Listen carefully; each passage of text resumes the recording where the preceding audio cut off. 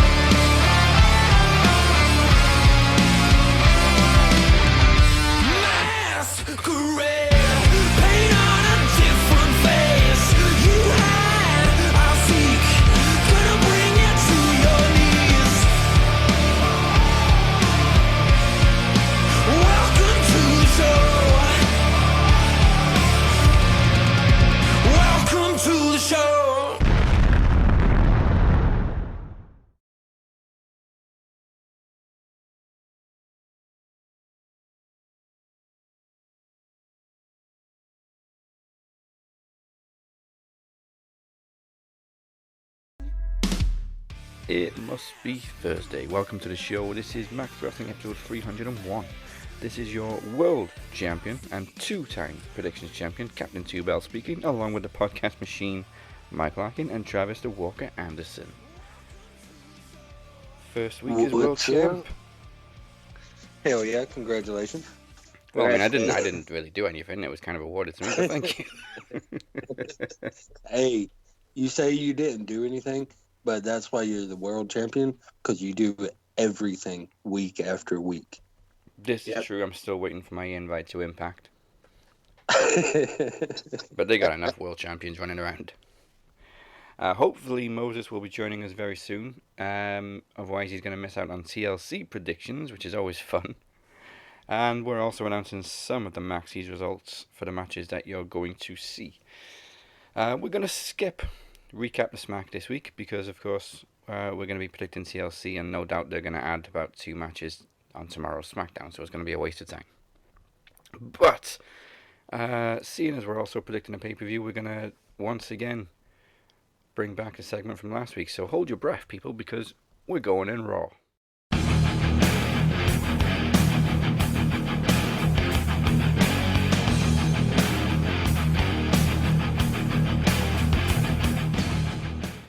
Please don't make me talk about the Nightmare Before TLC segments. Anyway, AJ Styles took on Sheamus, and when Omos prevents AJ from going through a table, we go straight to a break.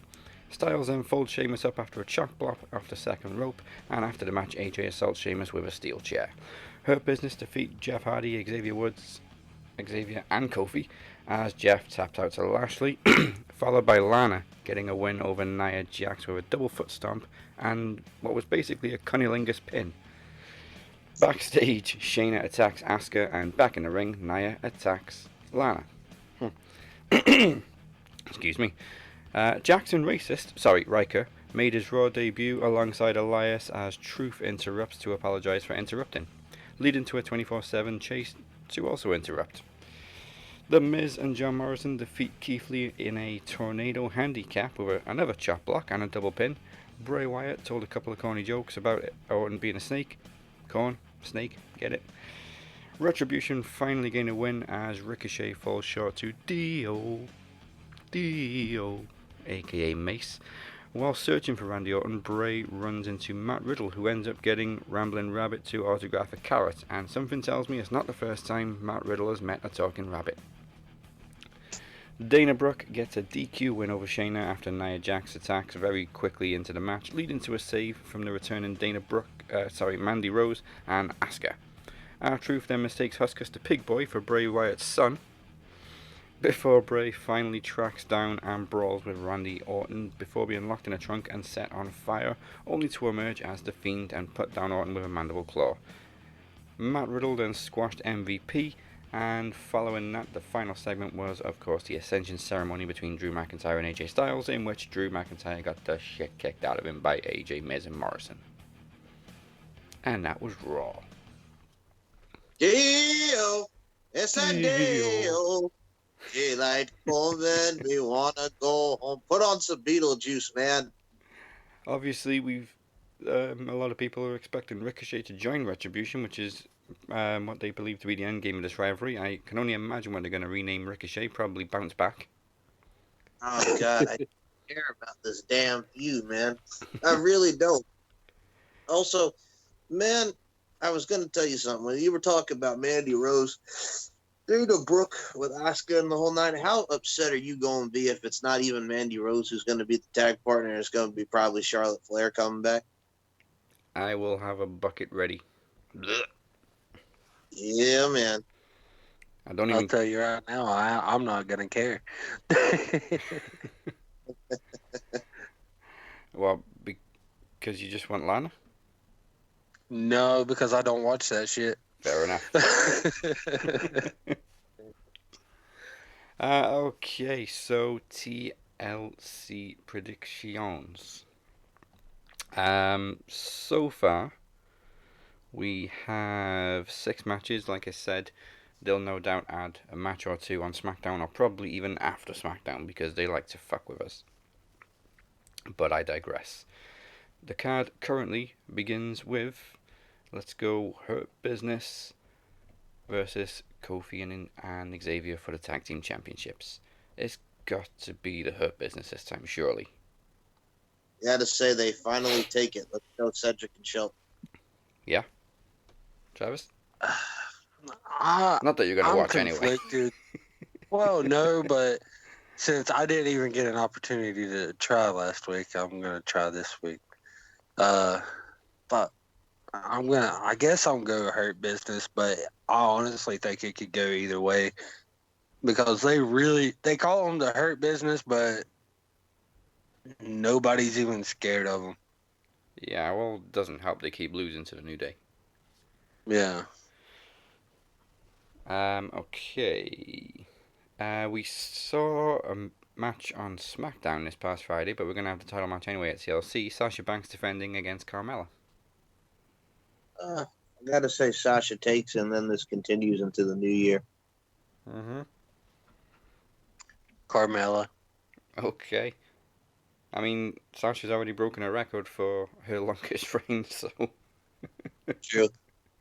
Well, with Snoop Dogg being on Oh, shoot, yeah. AEW, so they're probably going to be like, well, fuck you and your cousin, or however they're related. Doesn't. It does seem kind of strange that they would repackage Carmella like this and after teasing it for, oh man, what was it, almost a month? Yep. Just to job her out to Sasha twice, so... I mean, originally I did put Sasha, but I'm having second thoughts. You know what? Fuck it, I'll go Carmella. There you Sasha, go. Sasha's had a cameo in The Mandalorian and everything now. You know, she doesn't need it anymore. Yeah. Nope. Okay, strangely, this is just a singles match. The Fiend versus Randy Orton. Fiend. Okay. Yeah. Alright, then I'm the only one going Swerve and going Randy Orton. And you can hear a pin drop. Oh, I so hope I'm right now. Okay. As we just mentioned, Asuka will not be teaming with Lana, seeing as she's now out for, I think they said 4 weeks, 4 to 6 weeks. Yeah, 34. Yeah. It could What possibly. happened? Eh, Like, why's she out? well, Nia kind of jumped on her arm a couple of times. And her leg. Yeah. Yeah, that'll do it. Okay. That makes sense. Okay. Carry on. Oh no, they really did like bend her like a pretzel. Oh, God. Okay, so yeah, it could be Dana Brooke or it could be Mandy Rose, or rumors suggest it could be everybody's favorite over-pushed women, Charlotte Flair. I gotta say it's gonna probably be Charlotte because the last time we saw her, Nia Jax took her out, so it makes sense for her to finally get the revenge. So I'm gonna say Asuka and Charlotte win the tag titles. I don't see them as a tag team now. Like, I can Uh, kind of buy Lana and Asuka because Asuka can be kind of goofy. well, or if they want to do something, they could have Kyrie come back for the one-time deal. Oh, that'd be sweet. I doubt that will happen. Yeah. I doubt it too, but it would be cool. Yeah. I mean, I thought the same thing, but I highly doubt that'll happen. You said this is for the women's tag titles. Yes. I'll go retain. Okay. Mike, you're going for new champs. Yeah, I'm just kind of hoping it stays kind of predictable and they go with like Mandy Rose, so I'm going new champs. Yeah. Okay, that brings us to the 2 world title matches. We'll do first of all, seeing as they're both TLC matches. Okay, so Roman Reigns versus Kevin Owens kind of seems a little bit more predictable than the other one. So Roman. Yep. Yeah. Now some people believe Drew McIntyre is being blamed by Vince for Raw hitting once again, it seems to happen every week, an all-time lowest rating. So he's going to be switching the title to AJ, but I'm going to go McIntyre to retain. AJ. Okay, new champ, Mike? I'm gonna say Drew retains. Yeah. Yeah. Even though it's a TLC match and AJ's got the help of Miz and Morrison and Omos. Now, the other question, of course, we have to ask is, will there be a cash-in? I mean, it's 10 years later. I mean, almost to the day. So, I mean, you have Drew take the beating, and then all of a sudden, here comes Miz. Skull Crusher finale 1, 2, 3. That'd be something. Yeah. I'd be okay with that. But I'm still going AJ. Okay. I mean, you could still cash in on AJ. How I know? If it happens, that's probably what will happen. Alright, okay, that's a full set done until, of course, they add like a random, probably cruiser. No, it won't be cruiserweight because that's NXT now. Probably a 24/7 title match on the kickoff show. I mean, you can tell how confused we are about this pay-per-view. And I'll be honest with you, man. It's terrible because it's 5 days before Christmas when they put this out. We're all just kind of like, meh. That's WWE for you nowadays. It's all just. And again, you know, it's there's only 2 TLC matches on the card. I mean, you'd expect them to at least make the women's title match a table match. Nope. Yeah. Do that. Dumbasses. Chair match. Assholes. There's so many possibilities they could have done. Yeah, and like Have a 24/7 and a battle royal ladder match. That'd be fun. and you've got somebody as vicious as Randy Orton and the Fiend, and they've just got a straight singles match. Yeah. Or you know what they could do? That, like you said, Swerve with Orton winning, even though I'm still going Fiend. They could do something where Nikki Cross and Alexa Bliss get involved. Yeah. Well, Alexa's more definitely likely to get involved. Well, I could also see them maybe down the line doing Randy Orton and Nikki Cross against Bray and Alexa just because of the whole thing with Nikki, too. Yeah. Although I really can't picture Randy and Nikki side by side. Just Lexi. Alright, if you're watching on YouTube, make sure you like and subscribe. If you're watching on Facebook, like and share. And whatever podcast platform you may be listening to, don't forget to follow or subscribe right now and take it to the max every single week. Before we brace for impact, brace for horror, as this Saturday, Hollywood Curtis returns for a one-off special. Take a look. Woohoo!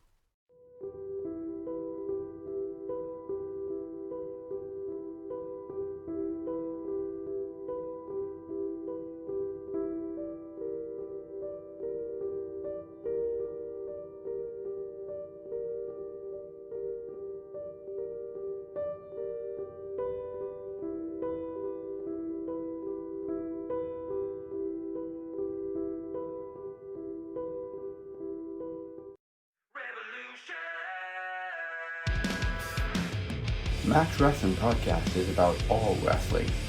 WWE, Impact, and AEW.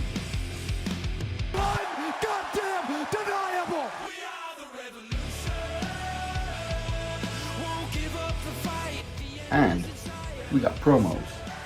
I love to entertain all of you. I've said it time after time again that I am the most passionate person when it comes to these promos. I am the one that makes your blood boil. We got trivia. Who portrayed the fake Undertaker at SummerSlam 1994? That'd be Brian Lee. Mark Kapani is the real name of what former WWE superstar? I believe that's Muhammad Hassan. So join us every Thursday on the Max Wrestling Podcast and take it to the max. Go to maxwrestlinguk.weebly.com for more information. Hey, this is the charismatic enigma, Jeff Hardy. Hey, this is Tommy Dreamer, and you're listening to the Max Wrestling Podcast. Hey, welcome to the Madhouse. And don't forget to subscribe on youtube.com/maxwrestling.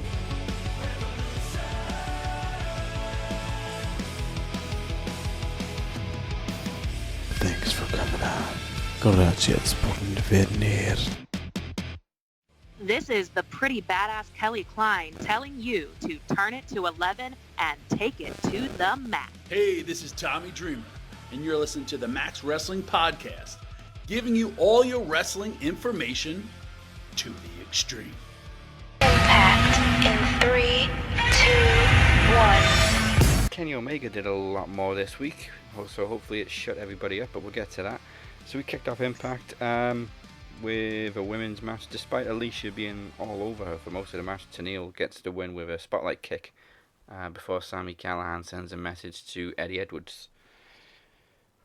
Now, when was the baseball bat incident, Mike? The original one, or yeah, like the original one. Oh, 2 years ago.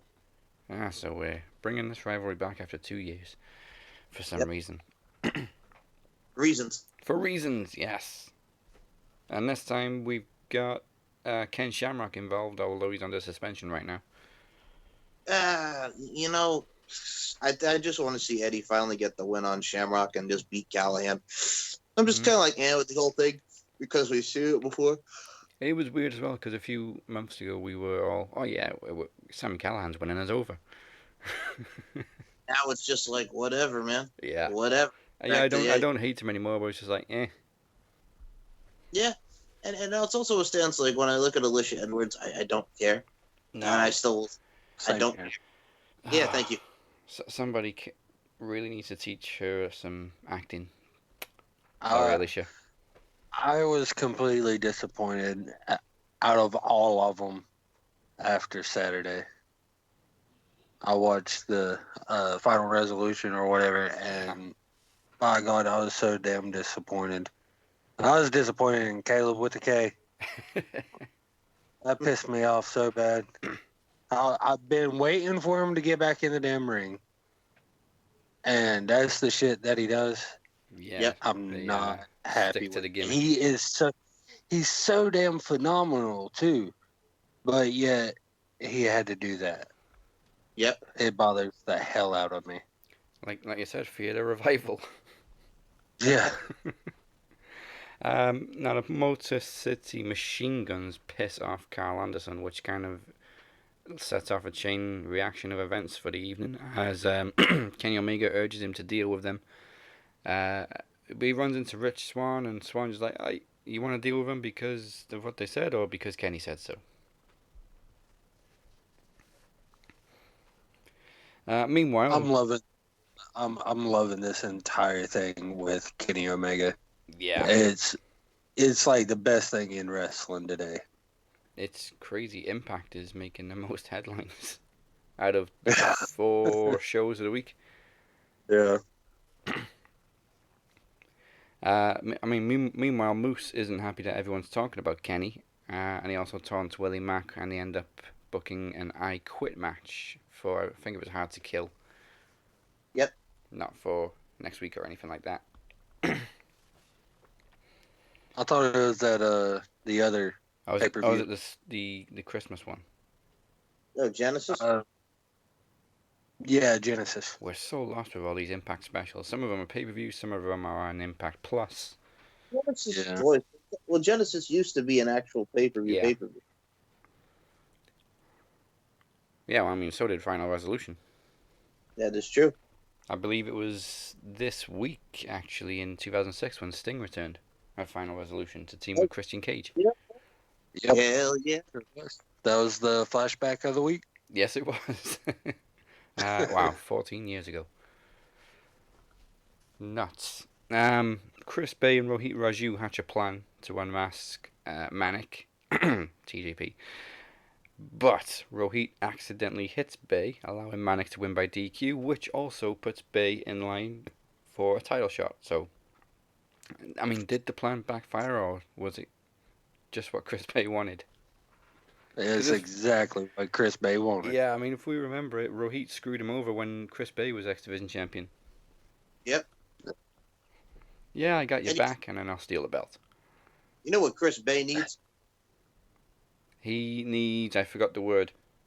All he really needs is one shot. No, not that. The word you came up with that we didn't know what the hell you were talking about. Oh, the chutzpah? That's the one. Chris Bay needs the chutzpah. He's the chutzpah. Probably Travis's favourite point of the show, Kiera and Tasha advance against Rosemary and Taya after Deonna and Kimberly attack Rosemary. So that, I think, puts Kiera and Tasha in the final for the women's knockout tag team titles. They're the first in line. Right. The other bracket's not official yet, is it? Well, they're going to go against Havoc and Nevaeh, I believe. Oh, so Havoc and Nevaeh did advance. Yeah. Because because they got to go up against Jazz. Oh yeah, and Jordan Jazz. Grace. Sorry, but you know, I actually think Kiara and Tasha are the favourites. They may not look it on paper, but well, if you want a dominant heel tag team with flash and pizzazz and dare I say finesse, what you do is you'd have Jordan and Jazz somehow get the dub, and then you have Kiera and Tasha beat them to win it. Yep. So yeah, kind of like they're what happened going to with be the the Iconics. first tag. Yeah. Yeah. Brian Myers got a win over Josh Alexander by DQ when Ethan Page attacks Brian Myers as the Karate Man. What the hell? What the hell's up with Ethan Page? That was my exact. What the fuck? What the hell was that? Exactly that. And you know, Josh didn't really help. He was like, "That's the Karate Man," as if we all supposed to know who the fuck the Karate Man is. Yeah. Lord knows I didn't. And from the way Josh was talking, he's got a couple more personalities in his arsenal. Yeah, it seemed as no surprise to Josh. He was like, "Oh wait, look, he's back." Wait, who? Since when has he had a split personality? It kind of reminded me of like Keenan and Kel for a second. Like Kel was dressed up at the outfit. He goes, "I'm a Karate Man," and I'm like, it reminded me of Keenan and Kel for a minute. The 90s references just keep on coming. Hell to the yeah. Anyway, we'll, I guess, address that down the line. It looks like there's dissension in the ranks between the North, and of course, we're still not sure where Ethan Page is going to end up. I'm thinking not just them. That's not the only tag team that's looking like they're splitting up. The Deaners. Yeah, there was vignettes throughout the episode of Eric Young kind of, not really interrogating, but kind of this interviewing, lecturing Cody. Yeah. It's like a weird ass prison cult job interview. The only problem is Cody doesn't look like a film star. So we've got Woody Harrelson and Mickey Rourke. Who the hell's Cody Deaner look like? Like Tom Cruise with long hair. Charles Manson, he looks like a madman. Well, I mean, Cody Deaner makes sense because, like I said, he tells the story of him and Eric Young traveling up and down the road. And we have Cody Deaner, who when he first came in back all the way in like 2009, when he was with ODB, he's always been like a comedy character. So now we get to be serious. They took her beer. Took your beer. Yep. So yeah, That's well, we get some seriousness, and actually, as we all can see, Cody's not a bad wrestler. I mean, he was a part of GFW briefly with Jeff Jarrett and all them. Nah, nobody remembers GFW. Nobody. Only because they were always around in North Carolina. Oh, wow. Yeah. In the grand scheme of things, GFW is kind of like the original XFL of wrestling. That is true. Ugh. Well, hey, look at what GFW gave us, though. Well, it eliminated Maximum Pro Wrestling. Well, no, it also gave us Killer Cross for the first time. This is true. It didn't give us the Bullet Club, however. That it did not. However, that's a very nice segue. Carl Anderson and Chris Sabin went one-on-one in the main event. Yes, went one-on-one in the main event. Carl cheated a little bit by pulling up the tights and was confronted by Rich Swann, who really wasn't happy about him cheating backstage. And Carl just decked him with a right hand. Very quickly followed by both the Guns before Luke Gallows made his return to attack the Guns. And then Kenny Omega just blindsides Rich Swann with a wet floor sign. Or as I like to call him, a don't fall over sign. And yeah, we've basically got our 6-man tag main event for Hard to Kill. It's a Bullet Club reunion featuring Kenny Omega. So when is Genesis and when is Hard to Kill? Hard to Kill is like January 5th, right? Yeah, and then Saturday, January 6th, my mommy's birthday is Hard to Kill. Oh, the 6th. So when's Genesis? I think I completely missed Genesis being announced. Well, I don't know when. There were like two matches announced this week. One was for one show and one was for the other. It's very nice. December 12th was Final Resolution. It was announced Genesis would be revived as a monthly special on January 9th. Yep. Then the 16th is Final Resolution. No, I'm sorry. It's Hard to Kill. Yeah, the only thing so that we they got announced, an Impact special, and then a week later we got a pay-per-view. Yeah, the only thing that they announced right now for Genesis is Willie Mack and Moose in the I Quit match. Yep. Okay. See, I'm so damn confused. You got to think. I watched Final Resolution, this week's Impact, this week's AEW, and this week's NXT last night. Whoa. Damn. So, yeah, and then so you got Impact that announced like 2 matches for 2 separate events. Then AEW 3 events. NXT another event, like 2 more events. And I'm like, I can't keep up with it. Yeah, it is tough to keep up with Impact's schedule. I will say this. We are coming upon the 1-year anniversary with Hard to Kill. You know what the 1-year anniversary is? That was Callahan and Tessa, wasn't it? Yeah, where Tessa won the title. Yeah. Yeah, I still think it should have been on a bigger pay-per-view, but okay. Yeah, I remember us talking shit about Hard to Kill. Yes. Yeah, the joke was Impact really are hard to kill. Yes, that's right. Well, it seems now. And look at them now. Yeah, it seems now the Bullet Club are hard to kill. There's been some criticism actually on Kenny's delivery on that promo at the end of the show. I mean, obviously it was unscripted, and you could tell he was kind of making it up as he went along. Yeah, maybe it should have rehearsed that segment a little bit more. I think they just kind of kept repeating "hard to kill." But anyway, okay. Anybody caught Shockwave? Still nobody's watched Shockwave. No. It was the 3rd episode this week. May Valentine introduced the show with Aaron Stevens. The less I say about her, the better. You remember how bad Maria was when she was first brought in as an interviewer? Oh, Maria Kanellis, yeah. Worse. That bad? Worse. I didn't know it could get worse. Damn. I looked her up and there's no wrestling background or anything. She's just a former model, so that explains it. What's her name again? May Valentine. How do you spell the May? Like May, the month of May? Like May, M-A-E. Oh, that May. Okay, hold on, let me look at this right now. It's very Did nice.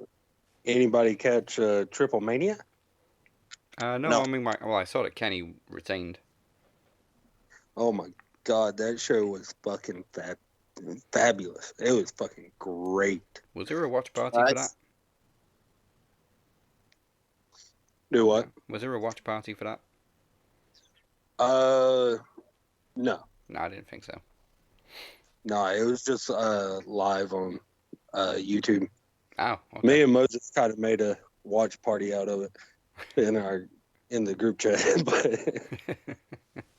Is May Valentine this blonde chick with tattoos? That's what Royce Isaacs? Yes. Oh. Okay. Yeah, clearly just starting out as an interviewer, so hopefully somebody gives us some pointers. But okay, first match, Allysin Kay got into a submission battle with Nicole Savoy. Savoy's appeared in the Mae Young Classic, and she was also actually Big Swole's partner in the AEW Women's Tag Team Cup as Little Swole. You know what? She's not a bad wrestler, and I hope she gets an opportunity.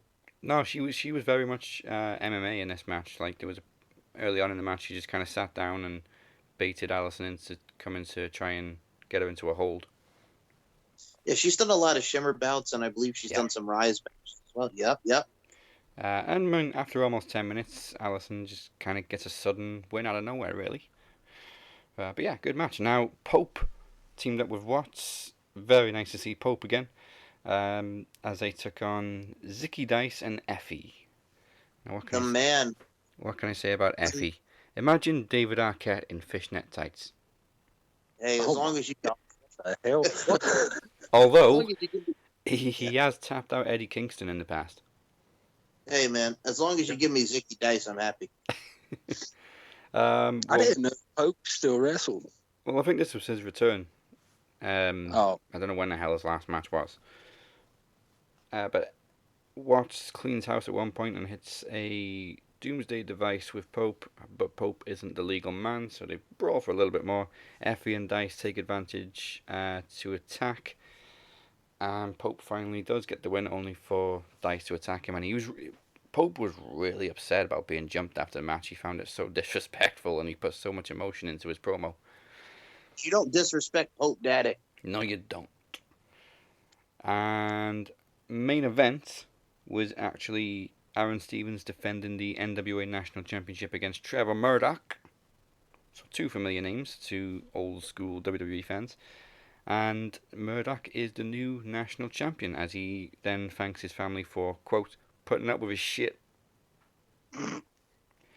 I know those names, but I cannot for the Trevor Murdoch was tag team champion with Lance Cade back in the mid 2000s. Yeah, and he was with Jethro Holliday. He was Jethro Holliday in TNA. Yeah. Aaron Stevens, of course, was Damien Sandow. Yeah. Okay. Next week on Shockwave, we've got a rematch for the Women's World Championship between Thunder Rosa and Serena Deeb. Thunder Rosa. Who, of course, appeared on Dynamite again this week, which we'll get into in a moment. However, voting is still open for the Maxies Awards 2020 Fatal Interaction. Well, the awards section anyway, where you can vote for wrestler, match, pay-per-view and feud of the year, etc. You have 1 week left. Voting closes at midnight UK time on December 19th. Go to maxwrestlinguk.weebly.com/Maxies2020 to cast your votes. However, voting for our matches is now closed, so let's announce the results and get ready for the full card. We already know Daniel, Crimmins and Travis will each have a mystery tag team partner for their promo exhibition, first ever tag team promo exhibition. That was chosen over 2 gimmicks each or 5 minutes each. So first up, the options for the Phoenix challenging Alex Dorio in a rematch for the Knowledge Championship were 3 rounds of classic trivia, 10 general knowledge questions, or 10 Undertaker questions. And the winning option, Mike? The winning stipulation is 3 rounds of classic trivia. Classic. which may play into Phoenix's favour. Of course, he does have more history with the 3-round system. Okay, now for the promo championship. The options were the Phoenix, Ted P. De Niro, or Chris Maldonado. Travis, who's challenging Moses for the promo championship? The new #1 contender is the Phoenix.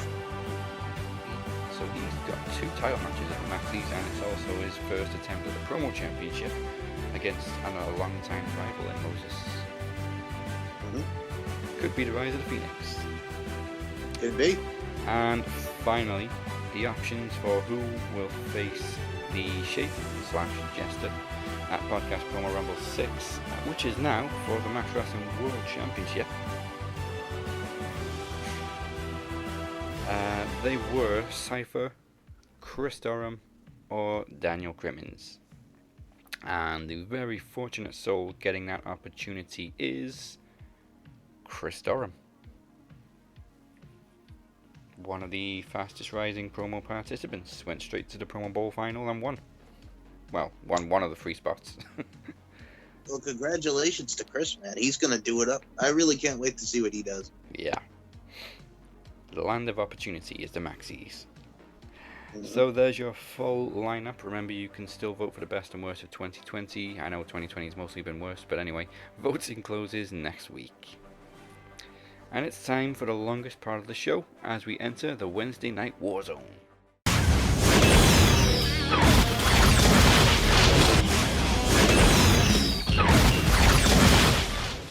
Okay, so both shows this week open with a tag match. And there was like no opening video, it was just straight to the match on both shows. It was weird. But I digress. NXT kicked off with Johnny Gargano and Austin Theory versus Kushida and Leon Ruff. And as Theory tags himself in without Ruff knowing and just kicks his freaking head off, Austin Theory gets the win. How are we buying this new stable of The Way so far? Nope.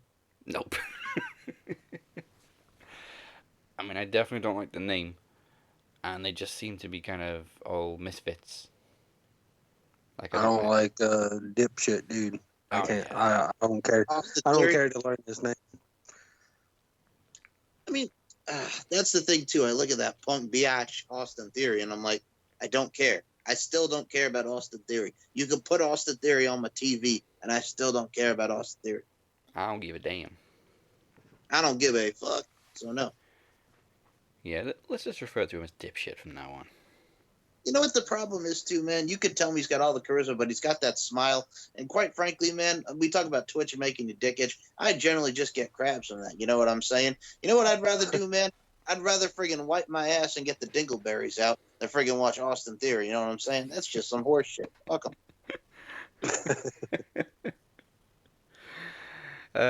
Ciampa went one-on-one with Tyler Rust. Thatcher doesn't take long to arrive at ringside, but he also doesn't stay long either. And Ciampa leaves some serious welts on Rust's chest after the match. Hell yeah, he did. Jeez. Good lord. I mean, I was kind of worried about Thatcher too, because his arm got caught up in that chair pretty bad. Yeah. Of course, refs had to hold him back as he came back onto the stage. But during the break, I keep forgetting his new name in NXT, but Stokely Hathaway. What's his name? Friggin' what's his face? Oh my god, that's gonna piss me off now. He's just Stokely Hathaway to me. No, that's the same thing with me too. Malcolm Bivens. Malcolm, Jesus. Yeah, wow. that's it. Yeah.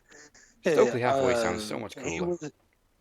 He was like the manager for Indushare. Yep. That is now going to the Indian brand. Yeah. I'm back to India. He obviously came out to, I guess, pitch his services to Tyler Rust. We'll see how that one goes, because we haven't really seen anything of Tyler Rust. He just kind of came out of nowhere. Really. Meanwhile, oh man. Kyle O'Reilly versus Pete Dunne. By God. Oh. That was a hell of a match. Yeah, I just knew it was over when Kyle dropped Pete on his fucking head. Oh, Good yeah. Lord. I kind of think That this should have traded places with the actual main event. No, I was fine with the main event. I love the main event. This But kind of felt more important though, and it was just a barn burner. Yeah. I don't care where you place this match, because as long as this match happened, I'm happy, because it was great.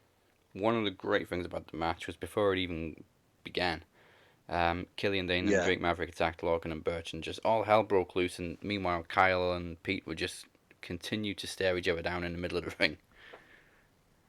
And then the instant the referee called for the bell, they just went at each other. It was like complete mayhem, and had people in the ring, jumping out of the ring, and everything. And they not once did they break eye contact. Brilliant. So now, We're of talking course, about the brilliance that is hey. Peter Dune and Kyle O'Reilly. Hey, there he is. I heard greatness. We got a King Mo out of nowhere. There it is. That's how it works. Top of the morning to you. Well, I mean, top of the second half of the show, but yes. Well, whatever. Yes, we are talking about Kyle O'Reilly and Peter Dune, staring holes into each other while all hell broke loose, and then just putting on a clinic. Absolutely stupendous, if that's the word I can use in 2020, because that match was ridiculous. Yeah, I was like, what in the fuck are these geeks out here? And then there was just a giant brawl. But then I'm like, oh, these guys ain't breaking stride. And so I legit bent down. I picked up my soda. I was like, oh, crap, they're already hitting each other. And then it was like, it was on. It was a full-blown fucking jiu-jitsu fight. Goddamn jitsu. Love me some jitsu. They were out there grappling for a good 5-6 minutes. I was loving every second. And then it just turned into, okay, I'm going to hit you really hard. Are you ready? No. I did it anyway. I was like, what the fuck? There was that just holy crap knee shot that fucking right in the jaw. Then we just get a good old clear picture of a bunch of blood just coming right out of Peter Dunne's mouth. Like, okay, yeah, this is normal. Kyle's been really stiff lately. Dude, Kyle works stiff, though. That's Kyle's but really thing. stiff. Yeah, he needs to kind of tone it down. A little too stiff when he damn dropped him on his head. Yeah, I mean, I already broke Finn's jaw. Fuck. Oh, yeah, you're talking about that suplex or whatever where he barely got him over. He lands right on top of his fucking head. Yep. I'm like, dude, slow down. And then they're fighting on the apron. And this spot scared the shit out of me. Because I know what it is. You're supposed to do your reverse in the transition, and then he wants to go for the suplex on the apron. When fucking O'Reilly goes to transition, he ends up hitting the floor. And he goes down, lands hard on his feet, and then decides, I'm still going to take fucking Peter with me. And I'm just like, oh my God. Yeah, I'm going to keep calling him Peter. Peter. Peter. So Kyle O'Reilly gets his rematch with Balor, which, you know what, seems to have divided people. There's actually some people that are complaining that they've got a rematch. That's half of RWT right now. Oh my God, this is such fresh. First off, I don't want Cross in there right now because he just came back. Yeah. I want him to kill some people. I want him to be reestablished real quick. And that's fine. It's where we're about to get to. Exactly. There's a difference between Kyle O'Reilly getting one rematch and Randy Orton and Drew McIntyre feuding for 6 months. Thank you. Plus, maybe this is Kyle's time. If there's any, do you really want to hurt Finn by having him get destroyed by fucking homeboy over here? Or would you rather have, Cross and O'Reilly just have like the stiffest mean guy match you've ever seen?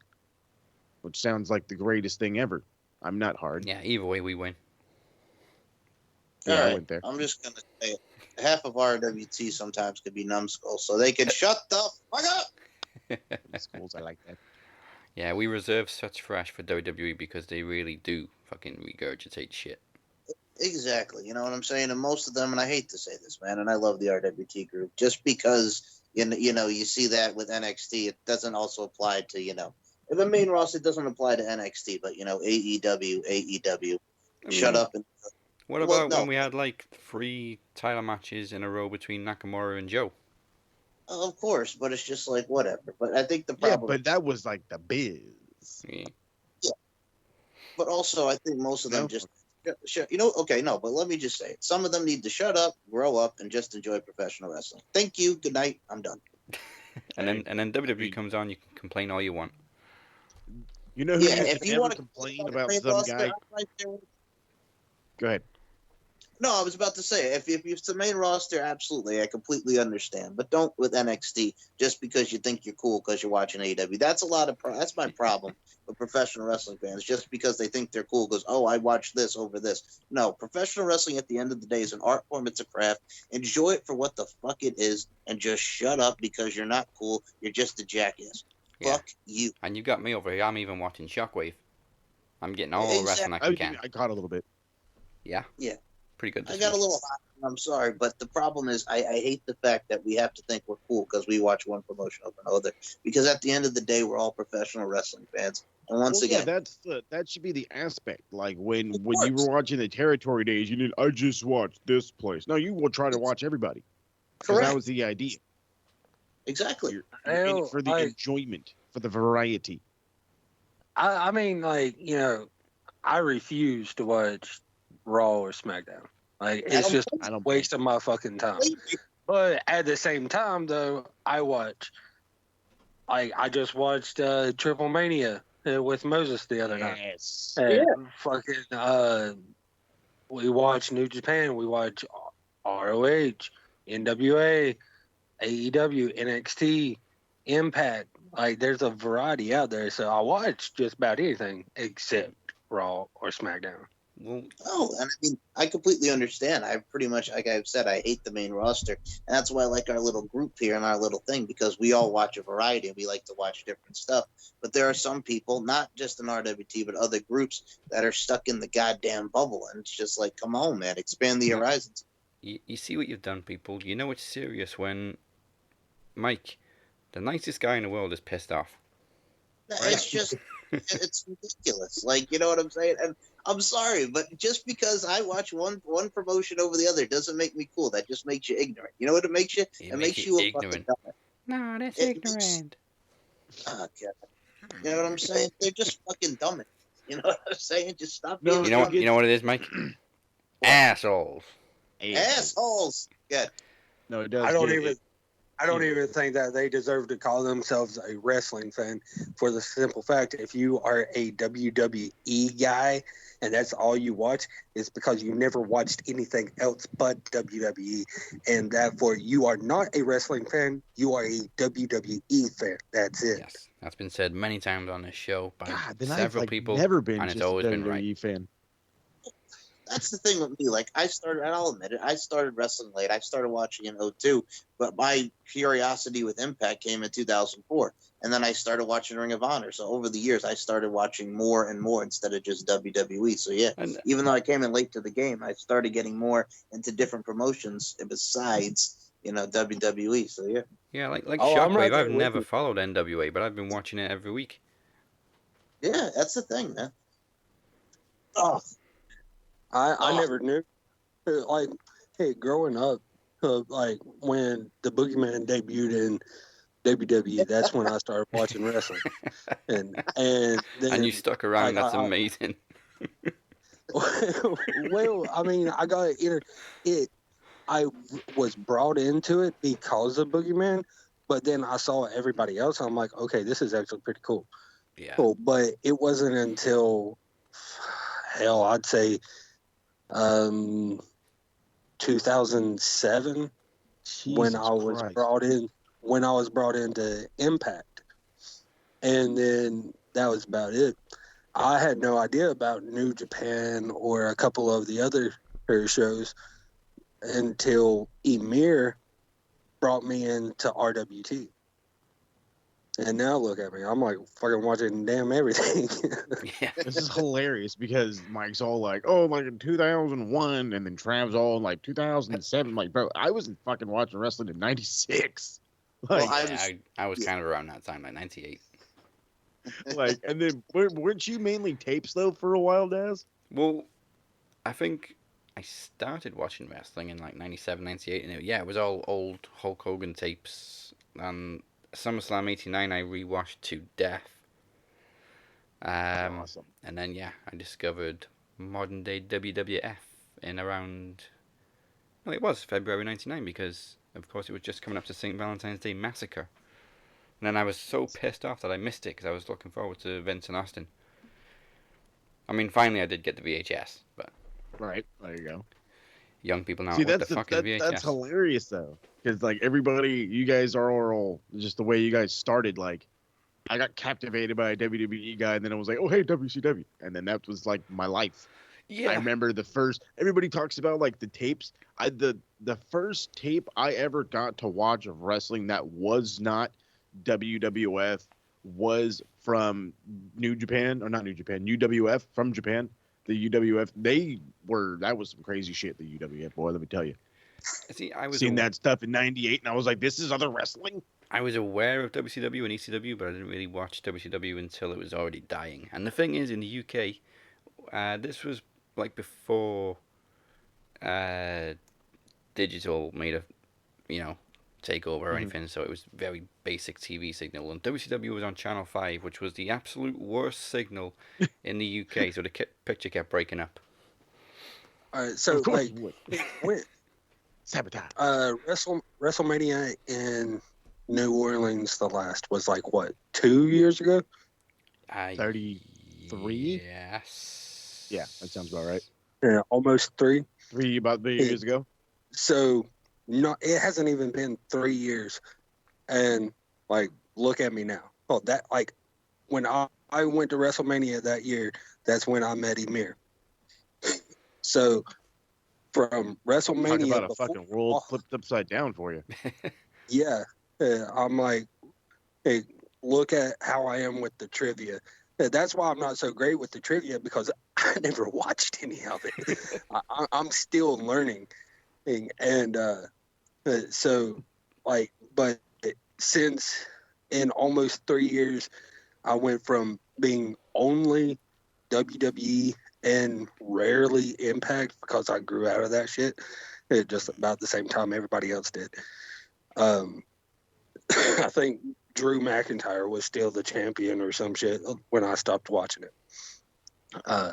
But anyways, so from then to now, I'm watching damn near everything. And like, fuck WWE. I'm like, so this is what I've been missing. Okay. I'm back on NXT. One thing we haven't addressed after all these past weeks is the crazy shit going on with Xia Li and Boa. Oh my God. We just haven't talked about it. I have to get this shit off my chest real quick, because like fucking 3 weeks ago, I took my head off. This is how serious I am.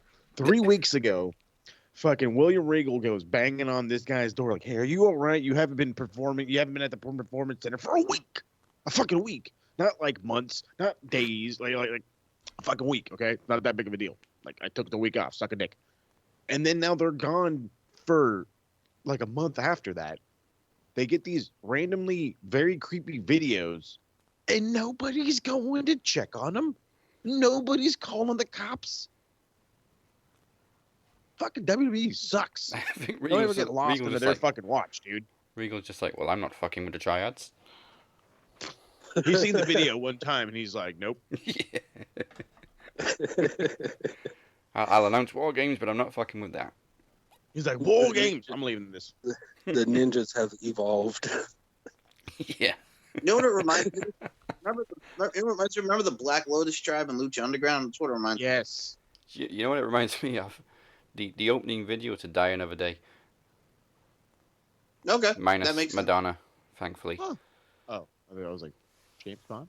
Yes. Yeah, just minus the Madonna song. Just ignore that. Gotcha. Yeah, because he was getting tortured throughout the whole opening sequence with like scorpions and shit. Mm-hmm. And then I was like, what the fuck? And then I'm watching, and she's like crying, and he's like, no, stop hitting me. And then all of a sudden, she's like beating the crap out of him. I'm like, well, that's not cool. Tough this love. whole thing is fucking weird. Tough love. Now, Who's the fucking drunge looking broad? All right, Let's go. Shotzi time. Expose yourself. Yeah, Shotzi time. All I said was shot. Who? Shotzi versus Indy Hartwell ends in a DQ when Indy uses the trophy on Shotzi. Then she's like, "No, I didn't. Look, it's fine. It's all wobbling." Yeah, and like it's a shitty trophy to begin with, and like, should you really care? It's like a doll's head. Did we get to the fucking Shotzi interview part where she reveals the truth of where Johnny got that trophy? I fucking died. He's like, he may or may not have stole it from a child, from what is it, from a little league baseball game or something like that. And I'm like, oh, you bastard. No, let's be honest. He got Austin Theory to do it. Bullshit, because Johnny walked up. He's all, "Hey guys, I'm gonna be your new second baseman," and he took it and ran. Austin Theory obviously looks like somebody's dad, because when they're standing next to each other, I'm like, dude, he is legit a foot taller than you. But he has to hang out with Johnny because he likes to play with kids. Exactly. And moving on. Now, Karrion Kross made his official in-ring return. Poor Desmond Troy. Kross very quickly taps him out, and then calls out Priest to New Year's Evil. Cannot wait for that match. I think he's beefed up a little bit. He looked a little bit different this week. Yeah. He's a little on the wider side, that's for sure. Yeah. Looking good. And as we said, main event, Toni Storm got a win over Rhea Ripley. I've got to ask, did Rhea piss somebody off in NXT? I have no damn idea. But it's starting to piss me off. She pissed off Vince, that's who. And I don't know how she didn't blow him. I don't fucking know. Because, this is ridiculous, dude. She is... Fuck, dude. A year in Mania, we were begging for her to be champion. I can't stand the sight of her right now. I still love her. I love everything about her. No, go ahead. I love everything about her, and I'm excited every time I see her. Like, I'm starting to love her more than Kiera Hogan, if that tells you damn anything. Damn. He does. Oh my God, it tells me a lot, actually. Yeah, like, that's how it's been with her. And now to see her get treated like this is pissing me the hell off. Well, the problem is, my guys, she's one of the fucking best glasses have been fogged up at Kiera Hogan forever. You haven't been noticing that they've been treating her like shit since Mania. Oh, no, I have. It's bullshit. Ever since she came to NXT, like this NXT, I have noticed her. And it's just been driving me damn insane ever since Mania. And I don't understand why. Like, I know it can't be because of her passport issue. If that's issues with that. I don't know what it is. I have a bad feeling they're pulling the D-Bry with her.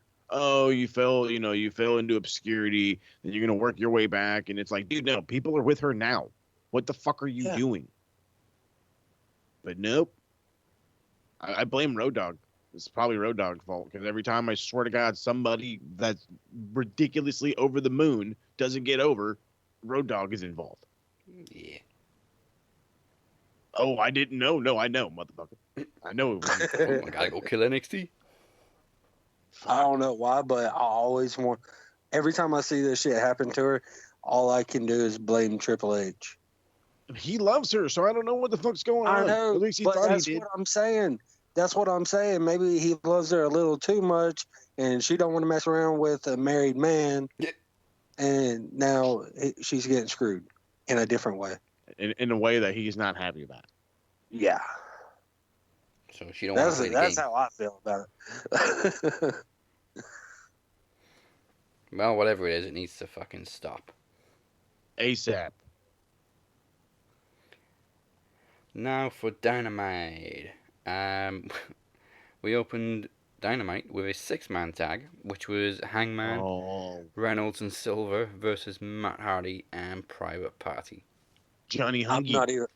I'm not even going to say anything about this match. I'm going to leave it all to Moses. I'm gonna get some positive out of the way first, so I can, and then I'll fucking go bananas. So, Johnny Hungy and John Silver is the greatest thing ever. him and every time he jumps on Hangman's back, I just want to like cheer. Just like, yeah, it's like big brother, little brother tandem, but like little brother's gigantic. But so I'm going to say this about the whole show. It was just kind of there this week. Maybe it was just me, maybe I was out of it, but I just kind of felt like it was kind of whatever all fucking show long.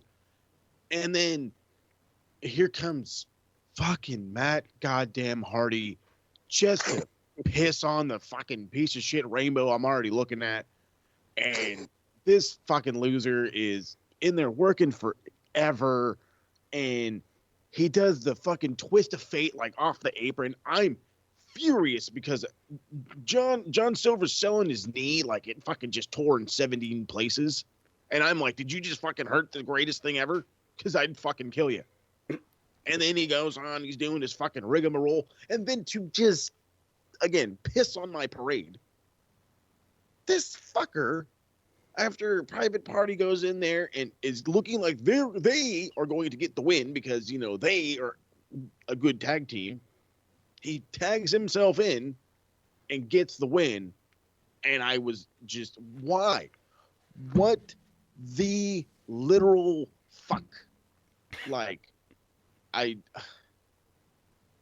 how much money is he giving Tony Khan? Look, here, I have all this WWE money. It's yours. Let me just do stupid shit. Just do the stupidest shit ever.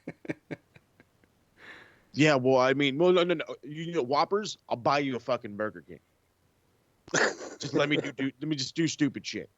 Okay. You know what's funny? Remember when Matt Hardy was the most talked about wrestler of the year? Oh, yeah. I don't remember that. You would need to enlighten me. Well, it was like 4 years ago. What the hell happened? Oh yeah, back when and Jeff were getting ready to leave Impact. Yeah. And everyone was like, "Oh, Impact sucks," but yeah, he was the fucking greatest thing since sliced bread. And then they do the WWE move, and that thing gets destroyed. And his AEW run started off fine. I wanted him just to be like a manager, and then him and Sammy had this fucking death feud, and I do mean death feud. In both, they tried to kill each other, and it was just the worst fucking thing ever. Yeah. And now he's, Big Money Matt? Like, not Big Money Matt? I don't fucking know. Yeah, I don't know what the fuck his gimmick is now. I was going to say, when you were talking about him 4 years ago, like when they first started the heel gimmick with the Big Money Matt, him winning the title, and then slowly transforming into Broken Matt Hardy, like he was over. And I remember at the time, I was like, this is some of the stupidest shit I've ever seen in my life. But then it started to grow on me because I'm like, oh, and you know what I'm saying? Like it did for a lot of people. And then he goes to WWE, and then they don't really do much. They just have normal Hardy Boys. And then he's with Bray Wyatt. And then it kind of just went into the shitter. And then he's jobbing. And then he comes to AEW, and I'm like, oh, whatever. And then the Sammy Guevara feud happens, and I'm like, no. And then he keeps coming back, and I'm like, he's like the fucking Energizer Bunny that I don't give a shit about. So it's like, good Lord, Matt Hardy. And I'll be honest with you, I don't like this new, the iconic Matt Hardy. He's Broken Matt Hardy. You know what I'm saying? He used to be cold-blooded Matt Hardy when in Impact. Remember, he had that with the Facebook thing. Pain in my ass, Matt Hardy. Oh. And I hate to say that because I hate Matt Hardy now. And I used to love Matt Hardy, but I hate to say it now. I hate Matt Hardy. Go away. You know what he is? Matt Hardy's got the X-Pac heat with me. Just go away. Oh, go yeah. away. For sure. Absolutely. I never thought I'd hate the Hardy Boys. Or in reality, like, I'm not, like, the biggest Jeff fan. I don't know what the fuck him and him and goddamn Matt Riddle are. Hold on, wait. I don't know what him and Riddle are doing besides getting stoned in the background all the time. Matt and but Jeff. Like, it's the new Matt and Jeff. It's the Hardy. It's the Hardy Bros emoji. The BROS. The Hardy Bros. That's hilarious. I love Matt Riddle's new thing of just running into random people. Didn't he fucking and talking ask the shit. goddamn rabbit to sign a carrot? Yes. I was listening to fucking Brian and Dave and fucking assholes, and this is deaf television. I'm like, first off, this is funny, okay? Like, fucking lighten the fuck up, okay? Like, with some of the wrestling absolute garbage on Raw, yeah, it was the fucking worst. Like, that was one of the worst fucking things I've ever seen. I don't know what in the fuck that opening segment was. I wanted to punch the Miz in the face. It's just bad. But I mean, like, I really enjoy all of Riddle just being Riddle. Like, what's so wrong with him being the fucking stoner dude? Well, this is where I go with you because I'm just like, that's the problem because I'm aware of the clip he's talking about. But yeah, Dave Meltzer does not get this Matt Riddle acting funny. Neither does Brian. And they just crap him like, dude, he's supposed to be funny. That's his gimmick. It's what he is. But they're just like, oh, this is stupider and different. And I'm like, shut the fuck up. Oh, don't trip. I'm going to call into Observer Live later and just be like, dude, he's fucking Spicoli, right? Are you really going to call it? If you do that, please send us the link. Please do that. I will. I want to. If that's stupid, let's just get back to Truth being chased by ninjas then, shall we? Thank you. Yeah. Fucking. And to Zero, and not to Zero. Oh, no. It was Tozawa being all dead in the water or getting eaten by a shark. Yeah, you got eaten by a shark. All right, back to Dynamite where stuff kind of doesn't make as much sense. Cody gets the win over Angelico with a very sick, I don't know what the hell to call it, a step-up cutter from the corner. Oh, it's just a fucking, Right before he announces that there's going to be no more shots with brandy. Well, yeah, because she can drink non-alcoholic shots. Oh, yeah. Well, that sucks, though, because that show was getting, it wasn't as fun anymore. Like, I don't know, like, there was, like, a handful that were hilarious. John Silver was a great one. Moxley was a really good one. And then my favorite is still Shivani, because he gets hammered drunk 20 minutes into it. It's great. He's just fucking smashing. Shivani hammered sounds good. I'm dead serious. For anybody who's like, oh, fucking shot of brandy is hilarious. Yeah, if there's one of those episodes you have to check out, it's the Tony Schiavone one. And then probably John Moxley right afterwards. The Schiavone had one of my favorite lines this week as well. As Carlos tried to get into a show, like, kiss my ass. Yeah. And I'll see you later. God, kiss my ass and get out of here. Oh, goddamn you, Shivani. That was great. My wife is like, why are you so excited? It's like, he yelled, kiss my ass. She's like, so? I was like, it's an announcer. Oh. I noticed this week on Dynamite, JR doesn't speak when there's a spot where everybody's bunched up for somebody to jump on top of him. Because he hates that shit. Yes. And he's right. I hate those spots too. Why I don't understand why people are giving JR. Look, dude, when you've been in the business as long as fucking JR has, you're going to have the old school mentality. People want to give Cornette shit about it too. Look how long fucking Cornette's been doing, right? Like, think about their fucking history. Yeah. And think about what got over when they were like in the thick of it all. You have Jim Cornette, who was throughout the NWA. You had fucking JR, who was throughout, NWA and the little WCW, and then went to WWF. He wasn't there in the background waiting to be that guy to just yell Stone Cold all the time. Like, no, he was loving Ric Flair and watching Sting and Luger and all that shit.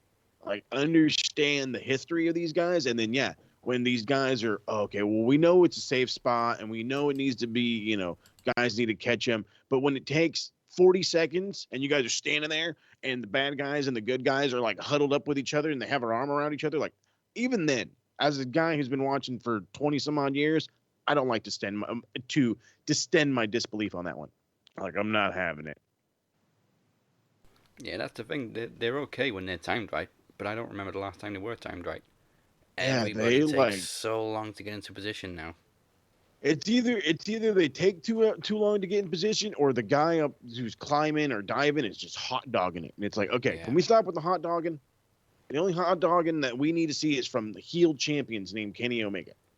I mean, the best one I've seen was actually Undertaker's in the old Invasion when WCW and WWE they were literally beating each other up. They weren't waiting for Taker to jump. And then all of a sudden he just comes diving. This big giant fucking missile comes flying at you. What do we do? Nothing. I don't know. Just don't die. Yeah, just don't die. Just cover your head and your balls and you'll be all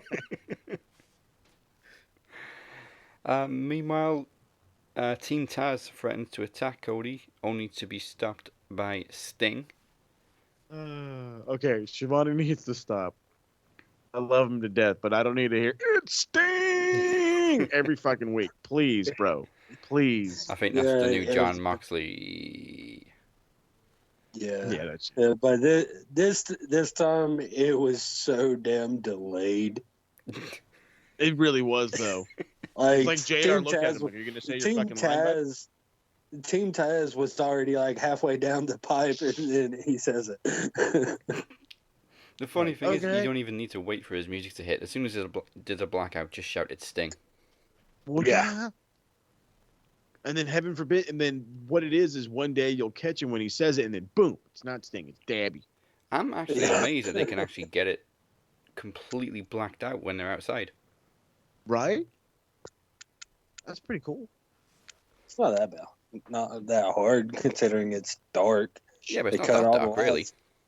And to be fair, 9 times out of 10, and when it's dark, it's actually not dark. They cut the cameras. That would make sense. Yeah. Fuck up, Trav. Wrestling's greatest secrets exposed. That was one of my favorite, TV things ever, and it was voiced by Salem the cat. Oh, that's. It was so weird. This is Salem, and he's completely ruining the God. wrestling industry. Oh my god, I can't believe I fucking remember that. Oh my god. I'm losing my shit because I'm envisioning 2000 me watching that. And I'm like, dude, where's that cat's voice? And then where's that dude's voice sound so familiar? Yeah, so they expose all these secrets about wrestling, and then it gets to a steel chair, and it's like, okay, what's the secret of a steel chair? The secret is, it's a steel chair. Dumb shit. It's not what it is, it's where you hit them. Mm-hmm. Okay, Eddie Kingston addresses... Oh, sorry, I meant to say as well, Darby Allin was looking on at this whole segment. Darby. Kind of giving Sting the eye. And then Sting You looking at me. over there winking at Cody. Yeah. Darby kind of looks at Sting like, Dad? Don't be winking at my guy. So yeah, Eddie Kingston addresses injuring Pac, or so he thought, and then gets attacked by Lance Archer, leading to the arrival of Andy and the Blade, followed by the Lucha Brothers and a clearly not injured Pac, which just leads to a brawl. Speaking of Pac, I have to talk about. I want to go back to NXT real quick. This fucking what was the guy's name? Rhett Tyler or whatever the fuck. Tyler Rust. Tyler Rust or whatever. Why does this guy look like a fucking skinny version of Neville with rounded ears? There it is. I couldn't figure out what was so familiar about him. He looks. I swear it was either the gear or the. I don't know what it was, but I was like, dude, is that? Did you? How much weight did? Oh wait, that's somebody else. But he looked just like fucking Pac, minus the beard. He and looks the more like a pointy ears. Benjamin Flatley than Neville does. Yeah, exactly. Well, as long as he doesn't have the Mighty Mouse ears, that's a good thing, though. Exactly. No Mighty Mouse. I remember Neville's first promo after winning the NXT title. I look like some kind of elf, man. Buddy Beefo Dallas, that's right. That's right. I shouldn't be champion. I look like some kind of elf, man.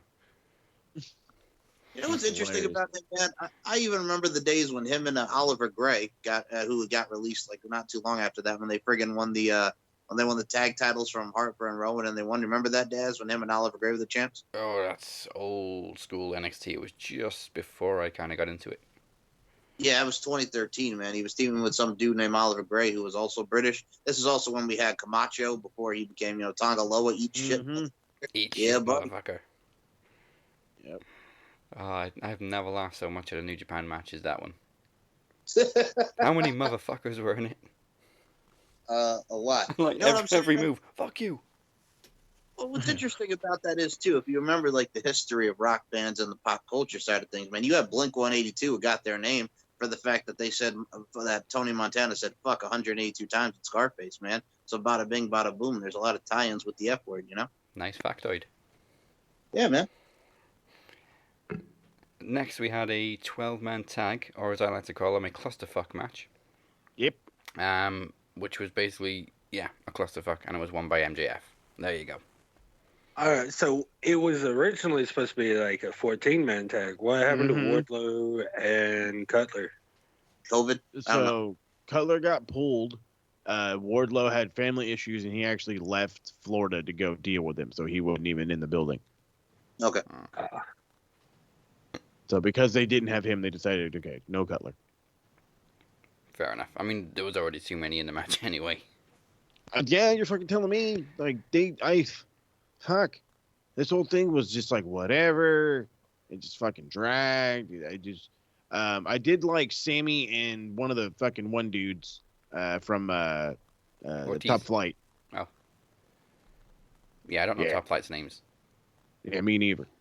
But it was the not so white guy, and he was pretty good. And I always love when Sammy flips a guy off to start it off, because that was his whole thing through the indies. He's just like, oh yeah, fuck you, and then they'd wrestle. And I'm like, oh, you're a dick. Guessing that was Darius. I think Sure. Dante's the younger one, I think. Yeah, there you go. Yeah, Darius and Dante. So yeah, it was probably Darius or whatever. But I mean, that was a good, fun exchange. It was. I enjoyed it a lot. I mean, but besides that, it was a whole lot of nothing. There was that random bat shot by Jericho, and I'm like, how the fuck did Aubrey not see that? She's looking right at him. But whatever. I think she gave up at the point when everybody just invaded the ring. Yeah, she's like, fuck this. I don't get paid enough. And then speaking of tag team gimmicks, the Acclaimed. First of all, John Cena called. He wants his gimmick back. Dude, fucking seriously. Okay, like this is that one thing that, like, I'm saying, if this team wants to get over by any retrospect of the word, lose the fucking rapping. Lose it immediately. Fucking immediately, bro. Because the fact of the matter is you sound just like John Cena. We know you sound just like John Cena. Fucking Tony Khan knows you sound just like fucking John Cena. Knock it the fuck off. And also, if you're gonna be doing it, at least do it better than fucking Kazarian, because he fucking schooled their ass. Yes, he barely even rhymed, the fucker. You know what it reminds me of? It also takes me back to Wolfie D and the whole thing with Jamie Dundee when they were PG-13 rapping back in the mid-90s. And then you get, fucking years later with Cena. And also, I would rather get rowdy with Kate Quick than listen to these sons of bitches. Good. He also made a Man on a Mission reference. Oh, my God. Mabel and Mo. Yes, when Mo and them used to rap, too. Yes, that's correct. My lord. You know what? Battle rapping in wrestling has never been cool, let's be honest. Except when John Cena did it. Yes, that's true. That's but correct. That's because he was the fucking innovator, and that shit, like, worked, and that was his gimmick. And when you're fucking known for it, and you're a pillar of, and I don't mean to say it like that, but I do, because we have to accept that John is legit a pillar of professional wrestling. Like, yes, he is a guy. He's a fucking name. Okay, he's one of those. We put him up there with the San Martinos, with the Flairs, with the Harley Races. Unfortunately, John Cena's in that list. Get the fuck over it. When he started like that, and it's fucking super goddamn well known that he started like that, don't copy his gimmick. You can do that shit on the indies. I don't give a rat's ass, but you're on fucking national television, bud. Yeah, come up with some originality. Mike is gonna love this reference. Anybody else that does it, it's just like Saved by the Bell rap episode level cringy. Oh my God! When they're talking about, oh my goodness gracious! I remember the one with the not that one with the they rapping. Turned Snow White into a rap. Yeah, Snow White. I'm watching the rap in my head. Well, the other thing was when the man with the little sister. Remember the whole thing with the teen line, and they had that rapping thing where it was like Cinderella and Kelly's. Oh man, Kelly's younger sister. Remember that one, dude? You're bringing it back. Nope. I'd rather listen to Fred's rapping. Fucking Chad's like, nope. No, I've never seen Saved by the Bell, so. Oh wow. That's unfortunate. It's a good show. Hey, don't watch the reboot. I can explain why. It was one word. What? Topanga. Topanga. Yep. All right. I can. Well, now that you got the chance to see Topanga, you can go back and watch you some Kelly Kapowski. Yeah. Well, I was just saying, like, I was more with Boy Meets World. As was I. Full House and I feel you. I don't know about Full House. Shows. Just never got into Saved by the Bell. All right, Tony Khan, book it. Topanga Matthews versus Kelly Kapowski. There you go. Well, no, I mean, Daz, when you were talking about the Snow White and the Seven Dwarfs, I'll be honest with you. I watched that episode the other night, man, and he's like, "Look, it's so bad." Yeah, it is. But you got to admit, man, the fact that, you test your feelings with Elizabeth Berkley and Zach Morris there, Jesse and Zach, and then all of a sudden, bada bing, bada boom, we got at the end there, Slater and them, the dorks, man, kiss me, mama. Come on, man. Well, I mean, Topanga is a wrestling fan, so who knows? Hopefully. Also, if you okay, Trav, I'll put you on this, Mister Hey, Topanga. if we can Go get back and Shaq, we watch. can get Topanga. Well, Hey, go atta back boy. and go back and watch Topanga on Say What Karaoke, hosted by Dave Holmes back in 2000. Right? She was rapping to "Give Me Some More" by Busta Rhymes. Man, good times. Good times. Yeah. Hey, you actually sent me that. I've seen it. I did. Yes, that's right. That's right. You Okay. know what? Yo, man. Yeah. Busta Rhymes just sounds like Macho Man. Kind of does. Imagine Macho Man rapping, it's Busta Rhymes. Macho Man did have a rap CD. Yeah. Be a man. okay. Hold. Be a man. Yep. Okay. Now One thing I now I gotta gotta say. look at Macho Man's rap CD. I'll send it.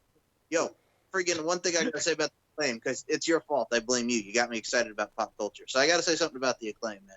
Okay. I don't give two squirts of piss about them. They can fuck off. I'm done. Well, they were victorious following a sneaky boombox shot to the head of Daniels. Kids are wondering what the fuck a boombox is. All right. Such a WWE finish on is top that of a even, WWE gimmick. classified? Is that even classified as a damn boombox? Yes. That's a Bluetooth speaker, just bigger.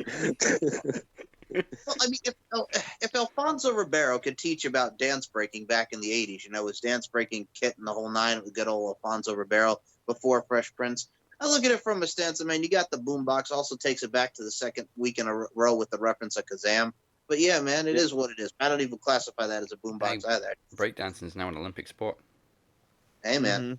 You suckers got served, man. Well, that's your fault too, Mr. Go Home Roger. You want to bring up Marcus Houston? He was in You Got Served. Some suckers got served, man. That's what they did. He was a damn good singer. He was. He was an Immature, IMX, you know what I'm saying? Watch me do my thing with Kel Mitchell. We got it. Oh, taking it back. Taking it back. So after the match, they challenged the Young Bucks for the titles, and they're ranked at number 5. So I got to ask, what is the fucking point in the ranking system anymore? Because everybody that's ranked number 5 seems to keep getting title shots. The ranking system hasn't been irrelevant all year. Hasn't been relevant. It's just something that they use just to because the number one rank does not get no title shot. It's just they're just currently ranked. They just keeping track with the scores. That's it. That's why it makes no sense, because they keep announcing these title matches and then like, oh yeah, and they're ranked number 5. And I'm like, so why the fuck are they getting a title match? Because we like their name. I don't. Anyway, Swole and Serena Deeb get a win over Ivelisse and Diamante before Nyla attacks Serena and Vicky tries to join in. Oh, just God. Like she's basically Diamante doing a Texas. They're rocking with her whole ass out. I'm all about it. Vicky Guerrero's not kicking anybody. She's doing a Texas two-step. Oh God, fucking! When she hit the ring, dude, I hit the fucking fridge. I was like, nope. I'm taking a break. Just leave Nyla to do it on her own, Vicky, please. Yeah, please. Just fucking stand there and cackle.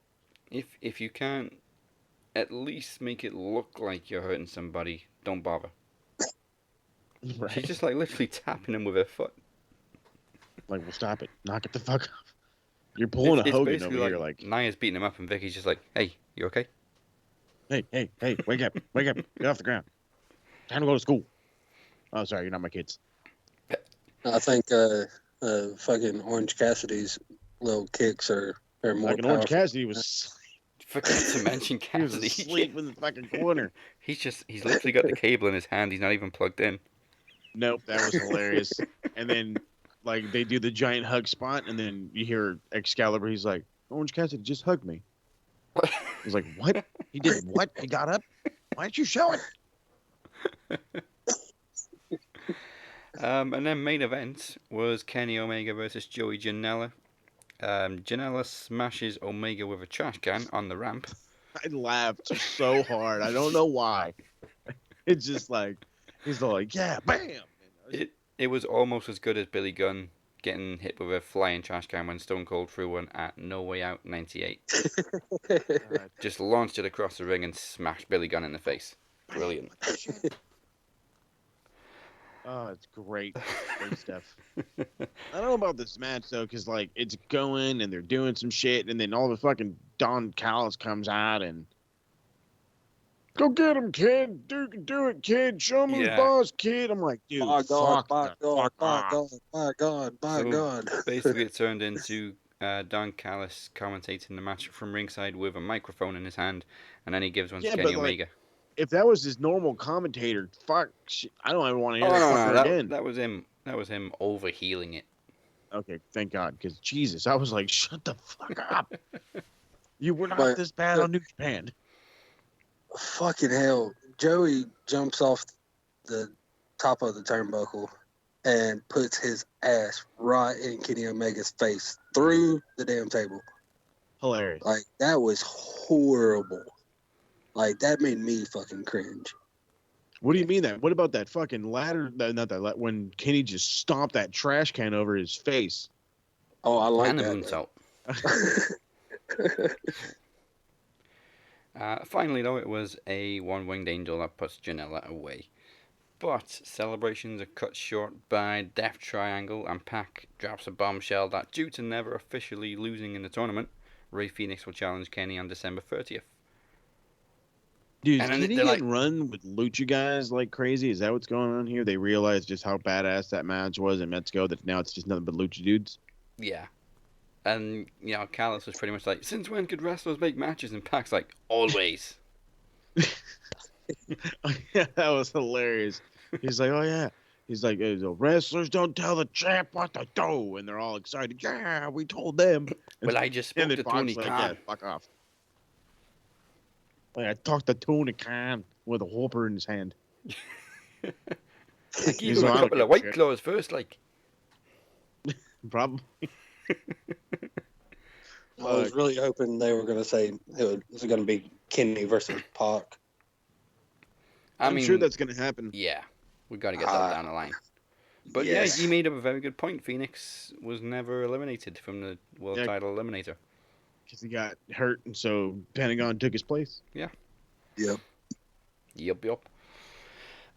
All right, so since you missed it in the first part of the show, Moses, let's get your predictions for TLC.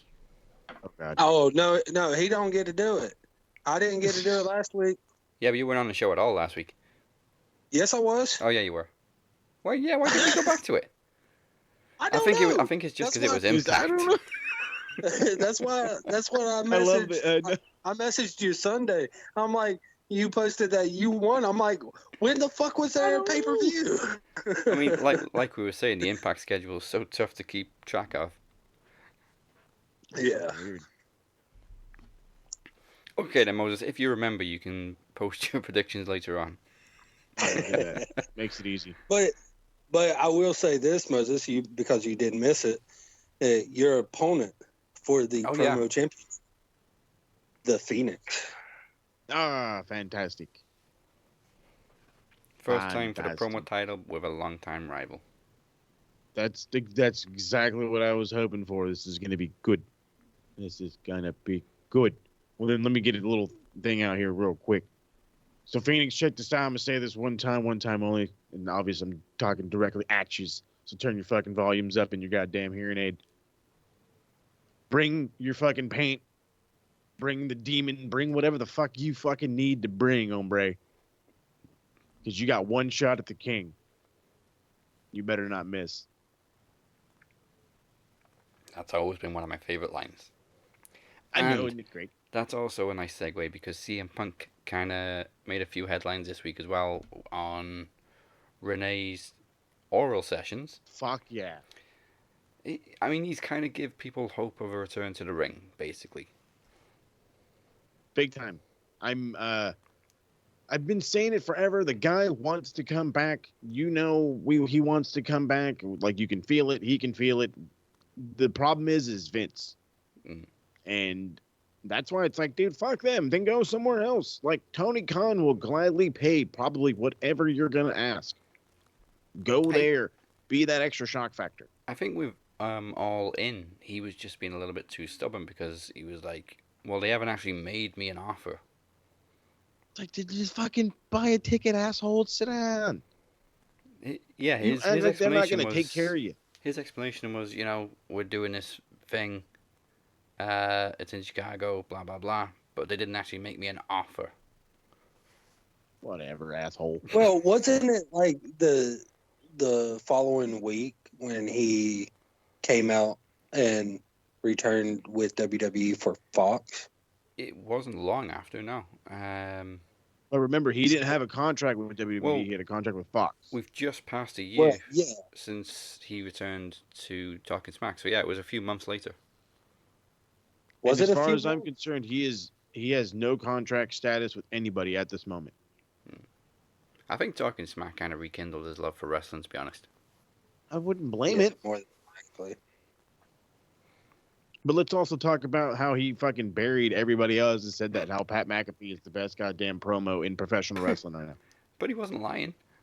No, he's not. It's because we do not allow guys originality anymore. We do not allow them to go out there and just cut a promo. We have to give them a motive, and it has to be along with this. Like, let them figure that out. That's what pro wrestling promos are about. You telling the fucking people your whole rigmarole story, because that's how you built the match. It wasn't built on fucking writers telling you what to say and shit. Ric Flair didn't stand in front of fucking Tony Schiavone or whomever the hell the microphone. I'm trying to think of I think it was not Cornette. I don't know, whoever gives a fuck. He wouldn't stand there and go ramble talking about his alligator shoes and all that shit just because somebody wrote it down for him. That was how he felt. And yeah, that's why his promos are so great, because he always went off the wall. It's like, okay, dude, we're here to talk about wrestling. I got these alligator shoes. Okay, fuck it. Let's go. All right, Jimmy Nail. Right, you know what I mean?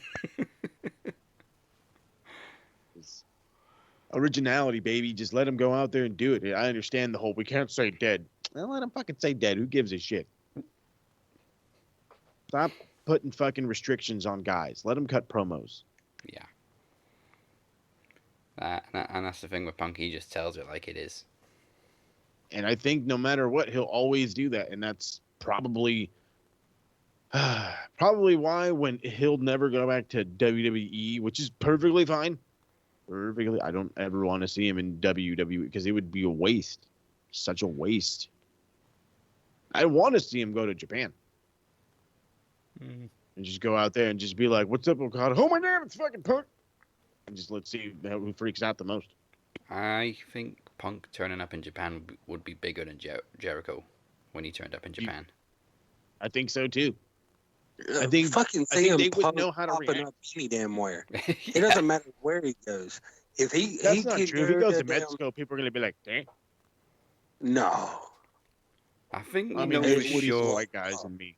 I think we can say for sure he's not going to turn up in Impact. Smart man.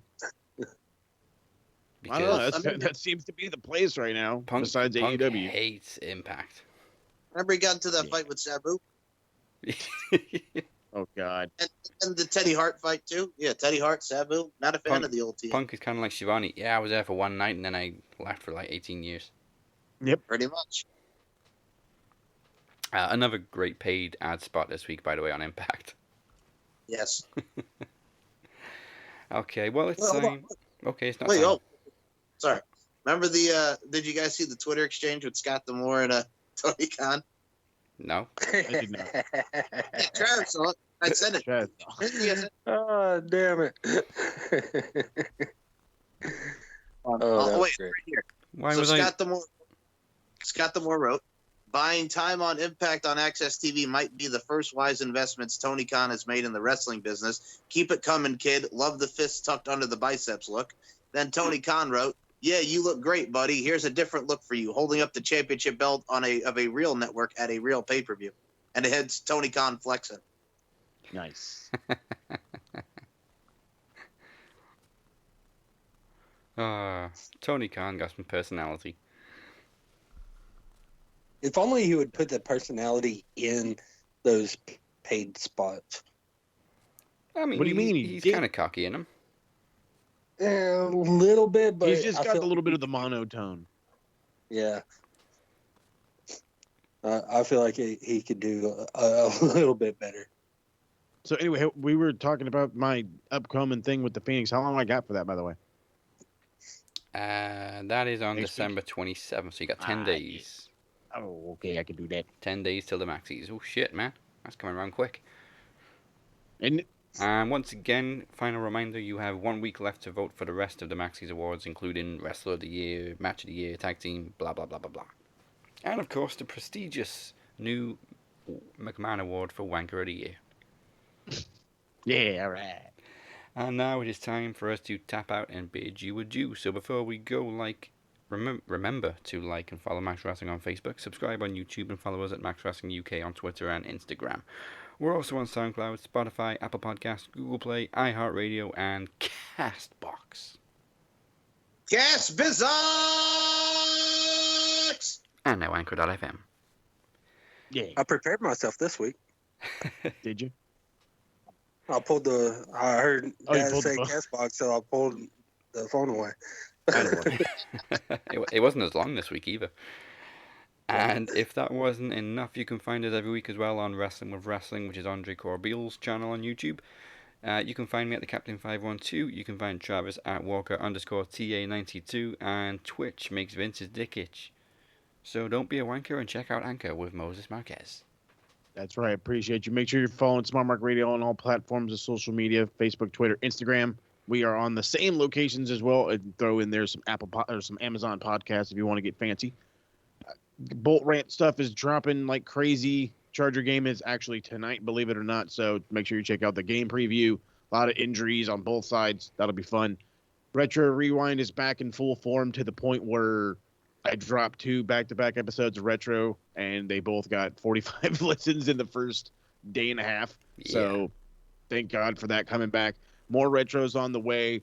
We're on the way to, I keep saying this, In Your House Mind Games. I swear I have a problem not hitting the save button. I just gladly admit that right now. And so my notes constantly go away, and I'm like, fuck, I have to constantly rewrite this. The easy thing is, though, is I remember most of it, so I could just but there's key stuff I like to write down. Anyway, so that's coming back with that. And then for those who are clamoring because, yes, it is almost January, I will be dropping a beginner's guide to Wrestle Kingdom 14 because it is definitely a fucking crazy one this year. There's going to be multiple title matches on both nights. Right now, I will tell you the biggest match there is Kota Ibushi and Tetsuya Naito for the IWGP Heavyweight and Intercontinental Championship.